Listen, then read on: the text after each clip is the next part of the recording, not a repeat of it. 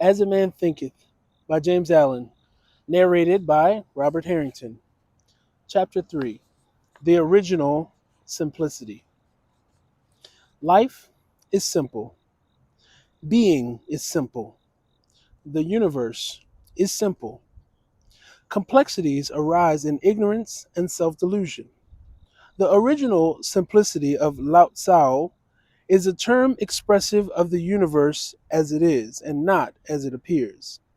Looking through the woven network of his own illusions, man sees interminable complications and unfathomable mystery, and so loses himself in the labyrinth of his own making. Let a man put away egotism, and he will see the universe in all the beauty of its pristine simplicity.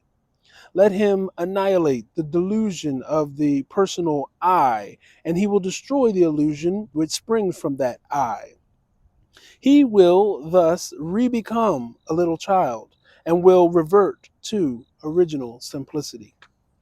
When a man succeeds in entirely forgetting, annihilating his personal self, he becomes a mirror in which the universal reality is faultlessly reflected. He is awakened, and henceforth forward he lives, not in dreams, but realities. Pythagoras saw the universe in the 10 numbers, but even this simplicity may be further reduced, and the universe ultimately be found to be contained in the number 1. For all the numerals and all the infinite complications are but additions of the 1. Let life cease to be lived as a fragmentary thing, and let it be lived as a perfect whole. The simplicity of the perfect will then be revealed. How shall the fragment comprehend the whole? Yet how simple the whole should comprehend the fragment. How shall sin perceive holiness? Yet how plain that holiness should understand sin.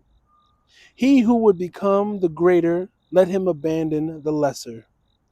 In no form is the circle contained, but in the circle all forms are contained.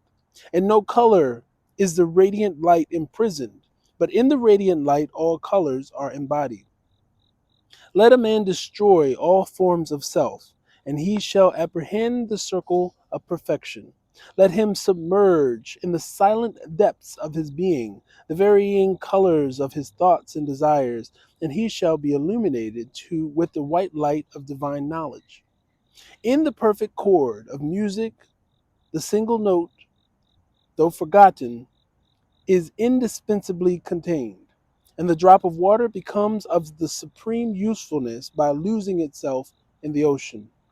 Sink thyself compassionately in the heart of humanity, and thou shalt reproduce the harmonies of heaven. Lose thyself in unlimited love towards all, and thou shalt work enduring works and shall become one with the eternal bliss, ocean of bliss. Man evolves outwardly to the periphery of complexity, and then evolves backward to the central simplicity. When a man discovers that it is mathematically impossible for him to know the universe before knowing himself, he then starts upon the way which he leads to the original simplicity. He begins to unfold from within, and as he unfolds himself, he enfolds the universe. Cease to speculate about God, and find the all embracing good within thee. Then thou shalt see the emptiness and vanity of speculation, knowing thyself one with God. He who will not give up his secret lust, his covetousness, his anger, his opinions about this or that, can see nor know nothing. He will remain a dullard in the school of wisdom, though he be accounted learned in the colleges. If a man would find the key of knowledge, let him find himself. Thy sins are not thyself. They are not any part of thyself. They are diseases which thou hast come to love. Cease to cling to them, and they will no longer cling to thee. let them fall away, and thyself shall stand revealed. Thou shalt then know thyself as comprehensive vision, invincible principle, immoral life, and eternal good. The impure man believes impurity to be his rightful condition, but the pure man knows himself to be a pure being. He also, penetrating the veils, sees all others as pure being. Purity is extremely simple and needs no argument to support it. Impurity is interminably complex and is ever involved in defensive argument. Truth lives itself. A blameless life is the only witness of truth. Man cannot see and will not accept the witness until they find it within themselves. And having found it, a man becomes silent before his fellows. Truth is so simple that it cannot be found in the region of argument and advertisement, and so silent that it is only manifested in actions. So, extremely simple is original simplicity, that a man must let go his hold of everything before he can perceive it. The great arch is strong by virtue of the hollowness underneath, and a wise man becomes strong and invincible by emptying himself. Meekness, patience, love, compassion, and wisdom. These are the dominant qualities of original simplicity. Therefore, the imperfect cannot understand it. Wisdom can apprehend wisdom. Therefore, the fool says, no man is wise. The imperfect man says, no man can be perfect, and he therefore remains where he is. Though he live with a perfect man all his life, he shall not behold his perfection. Meekness he will call cowardice.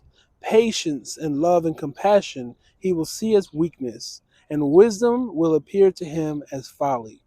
Faultless discrimination belongs to the perfect whole, and resides not in any part. Therefore, men are exhorted to refrain from judgment until they have themselves manifested the perfect life. Arriving at original simplicity, opacity disappears, and the universal transparency becomes apparent. He who has found the indwelling reality of his own being has found the original and universal reality. Knowing the divine heart within, all hearts are known, and the thoughts of all men become his who has become the master of his own thoughts.